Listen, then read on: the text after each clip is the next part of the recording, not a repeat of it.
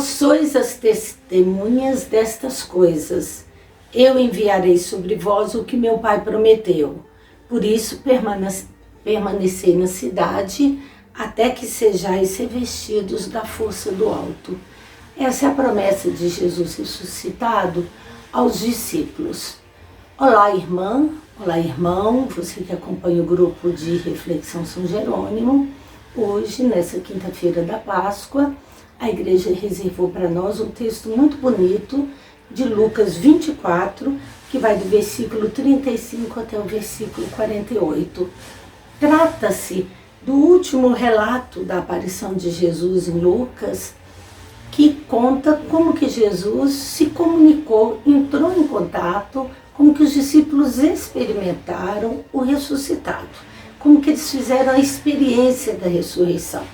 No texto anterior, os discípulos de Emaús tinham caminhado com Jesus, escutado a palavra que ele explicava e depois tinham partido o pão com ele. E só depois de partir o pão é que o reconheceram. Por que será? É porque essa presença de Jesus ressuscitado é uma presença diferente. Nós chamamos de presença na ausência. É ele, sim, é ele mesmo, mas é ele agora de forma diferente, glorioso. Ele agora no seu corpo ressuscitado. É ele agora de forma que a história não pode mais prendê-lo, não pode mais escravizá-lo, não pode mais matá-lo. Ele já está acima de todas essas coisas, mas ele continua vivo junto de nós, como continuou vivo junto dos discípulos. O texto conta que os discípulos de Emaús voltaram e contaram para os discípulos tudo o que tinha acontecido. Enquanto eles ainda falavam, o próprio Jesus se apresentou a eles e se apresentou com uma palavra maravilhosa, que aparece também em outros evangelhos, que o ressuscitado sempre fala: a paz esteja convosco. Nesses tempos tão difíceis de violência, de assassinato, de morte, de chacina, de feminicídio, de violência nas redes sociais, essa mensagem de Jesus é muito bem-vinda. A paz esteja convosco. Esse é o sinal do discipulado. Se nós somos agentes da paz, se nós somos agentes da violência, do rancor, do desaforo, da afronta, tem alguma coisa errada. Discípulo de Jesus é que nós não somos. Diz que quando Jesus falou com eles, a paz esteja convosco, eles ficaram muito assustados e até com medo, achando que era um espírito. É claro, eles tinham visto Jesus morto na cruz, depois tinham visto ele sendo sepultado. Ele tinha morrido mesmo, como todo mundo. No entanto, agora, eles faziam essa experiência da presença dele, apesar de tudo. É uma presença na ausência. Ou como nós costumamos falar na teologia, é uma continuidade na descontinuidade. O que quer dizer isso? É o mesmo Jesus que se comunica com eles. É o mesmo Jesus crucificado.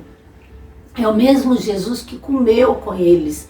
Tanto é que aqui no texto ele vai pedir algo para comer e vão dar a ele um peixe. É o mesmo Jesus que andou com ele lá na Galileia, andou com eles lá em Jerusalém. É o mesmo Jesus que ensinou a eles. É o mesmo Jesus que viveu com eles, que visitou as casas, que fez o bem, que pregou. É o mesmo. Tanto é que no nosso texto de hoje, para que eles não tenham dúvida de que é ele, ele mostra as mãos e os pés, ou melhor, as marcas da crucifixão. Ora, então o ressuscitado é o mesmo crucificado. Sim, é o mesmo crucificado. Ele traz até as marcas para garantir a sua identidade, para garantir que ele não é um fantasma, para garantir que não é uma alucinação deles, para garantir que eles não estão imaginando coisas, para garantir que não é um espírito que baixou. Não, é o mesmo Jesus de outra forma, agora já glorificado. E eles têm dificuldade com isso. Eles têm medo, eles têm receio, e mesmo depois de Jesus mostrar as mãos e os pés, eles ainda ficam sem poder acreditar. Realmente não é uma experiência das mais fáceis. Admitir que alguém que morreu continua mais vivo agora no meio de nós do que antes, quando caminhava aqui no meio de nós na história. Então Jesus pediu alguma coisa para comer, comeu com eles e depois falou para eles: olha, tudo isso já estava escrito na lei de Moisés, nos profetas e nos salmos. Essas três coisas juntas, lei de Moisés, profetas e salmos, é uma tríadezinha que forma a Bíblia hebraica, que nós chamamos de Tanakh. O T de Torá, o N de Nevim e o K de Ketuvim. Torá é o nosso Pentateuco, lei de Moisés, é chamado lei de Moisés, os 5 primeiros livros da Bíblia. O Nevim são os profetas, um pouco diferente da nossa Bíblia, porque os profetas deles, além dos nossos profetas maiores, exceto Daniel, que para eles é um livro apocalíptico, e os profetas menores, que são 12 da nossa Bíblia, eles ainda consideram profetas também o primeiro e o segundo livro de Samuel, o primeiro e o segundo livro dos Reis, o livro de Josué, o livro de Juízes, que eles chamam de profetas anteriores. E esses que nós chamamos de profetas, eles chamam de profetas posteriores. E o K de Ketuvim é outros escritos, todos os outros escritos que não eram o Pentateuco, que não eram os profetas, cabia aí nos outros escritos. E os salmos eram o ícone máximo desses outros escritos. Então Jesus diz: olha, na Bíblia de vocês, na Bíblia hebraica, está escrito tanto na lei de Moisés, quanto nos profetas, quanto nos outros escritos, que o Messias viria. Sou eu o Messias. Por isso é que a morte foi vencida, porque agora eu posso estar com vocês de outro modo. E a Escritura, então, confirma isso. Logo depois, então, que Jesus explicou para eles que a Torá, que a Tanakh em geral, não só a Torá, mas Nebim, Ketubim, que tudo isso afirmava que ele seria o Messias, que o Messias viria e que esse Messias é ele. Por isso agora ele continua vivo, presente no meio deles. Então ele dá essa ordem, que é uma ordem lucana, muito importante para nós e que só aparece em Lucas. Vós sois as testemunhas dessas coisas.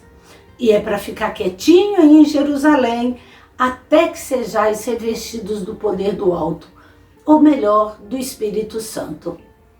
Meu irmão, minha irmã, eu desejo que você faça uma bela experiência da ressurreição também, assim como os discípulos fizeram.